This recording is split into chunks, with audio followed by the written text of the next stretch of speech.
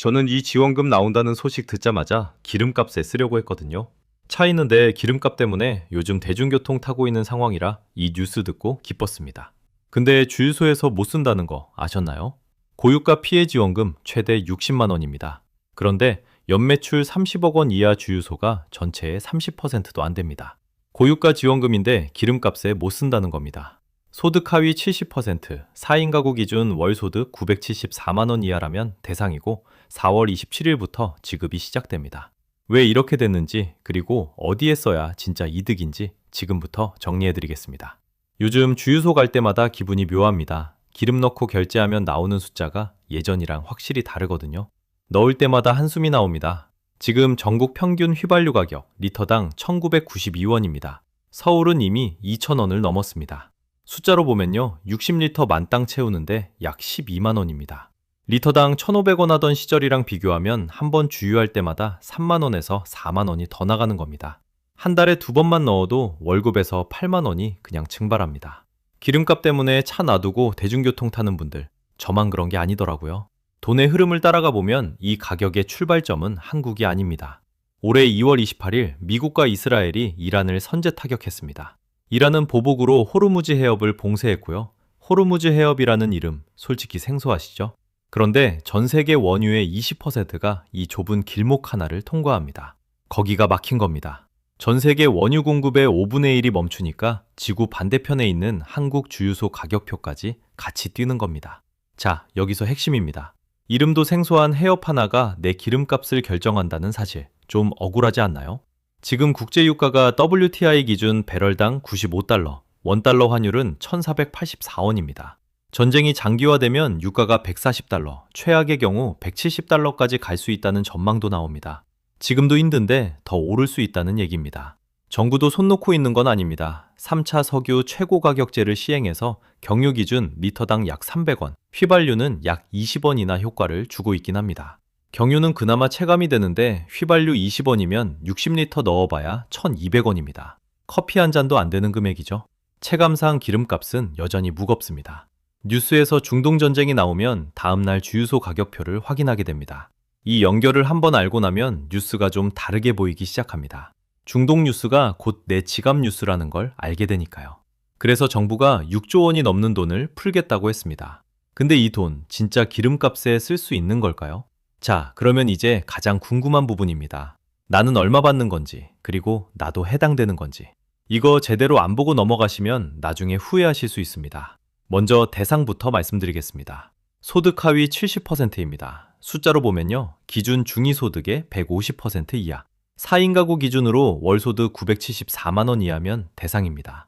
이게 어디서 나온 숫자냐면 4인 가구 기준 중위소득이 649만 4,738원이고 여기에 150%를 곱한 겁니다. 이게 전국민 3,256만 명에 해당합니다. 소득 하위 70%라고 하면 뭔가 좁아 보이지만 실제로는 편의점 알바부터 대리 달린 과장님까지 생각보다 범위가 상당히 넓습니다. 아마 지금 이 영상 보시는 분들 상당수가 해당되실 겁니다. 그러면 금액은 얼마냐? 여기서부터 좀 놀라실 수 있습니다. 계층에 따라 금액이 확 달라지거든요. 가장 많이 받는 분들부터 갑니다. 기초생활수급자, 수도권에 사시면 55만 원, 비수도권이면 60만 원입니다. 비수도권이 5만 원 더 많습니다. 다음 차상위 계층이나 한부모 가족, 수도권 45만 원, 비수도권 50만 원입니다. 여기까지가 취약계층 구간이고 4월 27일부터 먼저 지급됩니다. 그 다음이 대부분의 분들이 해당되실 구간입니다. 일반 소득 하위 70%, 수도권이면 10만 원입니다. 솔직히 처음 봤을 때 좀 적다는 생각이 들었습니다. 비수도권은 15만 원이고요. 그런데 여기서 하나 더 있습니다. 정부가 인구 감소 지역에 대해서는 금액을 따로 올려놨습니다. 인구 감소 우대 지역이면 20만 원, 인구 감소 특별 지역이면 25만 원을 받습니다. 강원도 화천이나 양구 같은 곳에 사시는 분들은 이번에 오히려 일반 구간에서 가장 많이 받는 겁니다. 사람이 떠나는 지역이라 안타까운 곳들인데 지역 소멸이 이런 형태로 보상받는 셈이라고 해야 할까요? 아이러니하지만 그분들한테는 반가운 소식입니다. 자, 여기서 핵심입니다. 돈의 흐름을 따라가 보면 이 설계가 보입니다. 서울에 사는 일반 구간 10만 원, 비수도권 기초생활수급자 60만 원. 같은 지원금인데 최대 6배 차이가 납니다. 6배요. 이건 단순히 돈을 나눠주는 게 아닙니다. 진짜 어려운 사람에게 더 많이 가도록 짠 소득 재분배 설계입니다. 이 차이를 보면 정부가 이번 지원금을 어떤 의도로 만들었는지가 드러납니다. 지급 일정도 정리해드리겠습니다. 두 차례로 나뉩니다. 1차는 4월 27일부터 5월 8일까지 취약계층이 먼저 받습니다. 기초생활수급자, 차상위 계층, 한부모 가족이 여기에 해당됩니다. 2차는 5월 18일부터 7월 3일까지인데 일반 소득 하위 70% 대상입니다. 대부분의 분들은 이 2차에 해당되실 겁니다. 그리고 미리 확인할 수 있는 방법이 있습니다. 4월 20일부터 국민비서 앱에서 사전 신청을 하시면 4월 25일부터 내가 대상자인지 얼마 받는지 확인할 수 있습니다. 이게 내 월급에 어떤 영향을 주는 건지 궁금하시면 4월 20일 국민비서 앱부터 챙기시기 바랍니다. 미리 해두면 마음이 편합니다. 날짜 놓치면 나중에 따로 신청해야 하니까요. 금액은 알았습니다. 그런데 문제는 지금부터입니다. 들으시면 저처럼 황당하실 겁니다. 자, 여기서 한 가지 여쭤볼게요. 고유가 피해 지원금. 이름만 보면 뭐가 떠오르시나요? 당연히 주유소 아닙니까? 기름값 비싸서 주는 돈이니까 주유소 가서 넣으면 되겠지. 저도 그렇게 생각했습니다. 뉴스 처음 봤을 때 눈이 반짝했어요. 아, 드디어 기름값 좀 숨통이 트이는구나. 근데요, 못 씁니다. 주유소에서. 설마 싶으시죠? 저도 설마 싶었습니다. 진짜 황당했어요. 고유가 지원금이라면서 기름을 못 넣는다니. 이건 마치 치킨 쿠폰 받았는데 치킨집에서 못 쓰는 느낌이랄까요? 왜 그런지 조건을 보면 이유가 나옵니다. 이 지원금을 쓸 수 있는 곳은 본인 주소지 관할 시군 안에 있는 연매출 30억 원 이하 소상공인 매장으로 제한됩니다. 문제는 주유소라는 업종 자체가 매출 구조가 남다르다는 겁니다. 기름 1리터에 1,700원이라 치면 하루 1만 리터만 팔아도 연매출이 60억을 훌쩍 넘깁니다. 전국 주유소 중에서 연매출 30억 이하인 곳은 전체의 30%도 안 됩니다. 그러니까 열의 7은 못 쓰는 겁니다. 돈의 흐름을 따라가 보면 이유가 보이긴 합니다. 석유유통협회에서는 강하게 반발했습니다. 주유소 매출의 절반 가까이가 세금이라는 거예요. 유류세, 교육세, 주행세. 순수하게 주유소 주인 손에 남는 마진은 리터당 100원 안팎입니다. 그런데 매출 숫자만 보고 대형 사업자 취급하는 건 업종 특성을 전혀 반영하지 않은 기준이라는 겁니다. 일리 있는 말이죠. 겉보기 매출은 크지만 실제로는 박리담의 구조인 건데 숫자 하나로 잘라버린 겁니다. 그런데 정부 입장은 다릅니다. 이 지원금의 목적 자체가 소상공인과 지역경제 활성화라는 겁니다. 기름값을 직접 깎아주는 게 아니라 기름값 때문에 생활이 팍팍해진 분들이 그 돈을 동네에서 쓰게 만들겠다는 설계입니다. 그래서 실제로 쓸 수 있는 곳을 보면 전통시장, 동네 마트, 음식점, 병원, 약국, 학원 같은 곳입니다. 동네 삼겹살집은 되고 기름 넣는 주유소는 안 됩니다. 참 아이러니하죠? 반대로 못 쓰는 곳도 정리해드리면 유흥업소, 백화점, 대형마트, 배달앱, 프랜차이즈 직영점. 생각보다 제외업종이 꽤 많습니다. 카드 긁기 전에 꼭 확인하셔야 합니다. 저처럼 지원금 받으면 바로 기름 넣으러 달려가려 했던 분들, 우리 다 같이 잠깐 황당함을 느끼는 시간을 가져봅시다. 저도 솔직히 몰랐습니다. 고유가 지원금이라면서 정작 기름값에 못 쓴다니. 이름이 사기 아닌가 싶었어요. 근데 알고 보니 이유가 있더라고요. 그래서 정리하면 이렇습니다. 고유가 피해 지원금은 기름값을 직접 보조하는 돈이 아닙니다. 기름값 때문에 어려워진 사람들이 동네 경제를 돌릴 수 있도록 돕는 정책입니다. 이름이 헷갈리게 만든 것뿐 목적은 따로 있었던 겁니다. 황당하지만 이유는 있구나. 이름만 보고 판단하면 안 되는 정책이었던 겁니다. 그렇게 이해하시면 됩니다. 아, 그리고 하나 더 중요한 게 있습니다. 사용기한이 2026년 8월 31일까지입니다. 이 날짜가 지나면 남은 금액은 그냥 소멸됩니다. 돌려받는 거 없습니다. 통장에 꽂히는 현금이 아니라 기한 있는 지역화폐 개념이니까 받으셨으면 꼭 기한 안에 쓰셔야 합니다. 그럼 이 돈 어디서 어떻게 써야 가장 이득일까요? 의외로 활용법이 있습니다. 먼저 받는 방법부터 정리하겠습니다. 생각보다 간단합니다. 온라인이면 본인이 쓰는 카드사 홈페이지에 들어가서 신청하시면 됩니다. 지역사랑 상품권으로 받고 싶은 분은 지역사랑 상품권 앱에서 신청하시면 되고요. 스마트폰이 불편하신 분들은 은행 창구나 주민센터에 직접 가셔도 됩니다. 오프라인도 열려 있습니다. 지급수단은 4가지 중에 고르시면 됩니다. 신용카드, 체크카드, 지역사랑 상품권, 선불카드. 평소 쓰시던 카드로 받으시면 편하긴 한데 잠깐만요. 여기서 선택을 좀 다르게 하면 이야기가 달라집니다. 이건 뒤에서 말씀드릴게요. 자, 그러면 이 돈 어디에 써야 진짜 이득인지.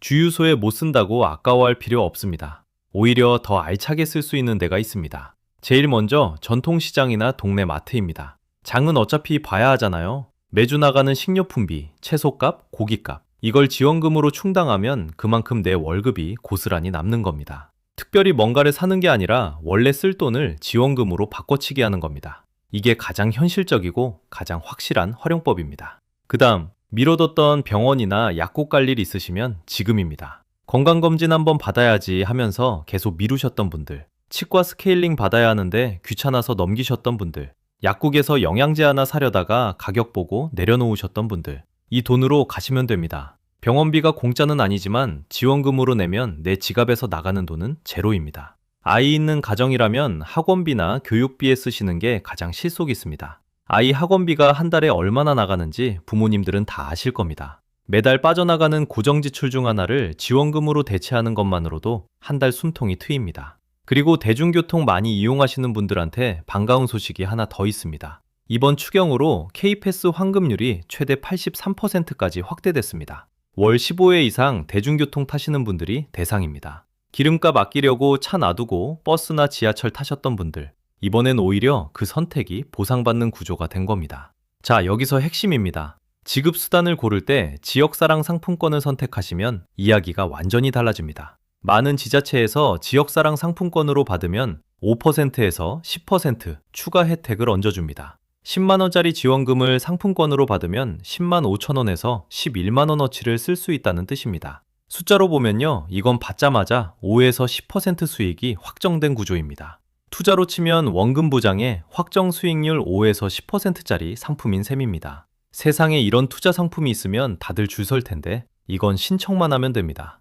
기름값에 못 쓰는 줄 알았더니 받는 방법만 바꿨을 뿐인데 오히려 더 이득을 볼 수 있는 길이 열린 겁니다. 전화위복이라는 말이 딱 맞습니다. 다만 하나 꼭 기억하셔야 할 게 있습니다. 아까 말씀드린 대로 8월 31일까지가 기한입니다.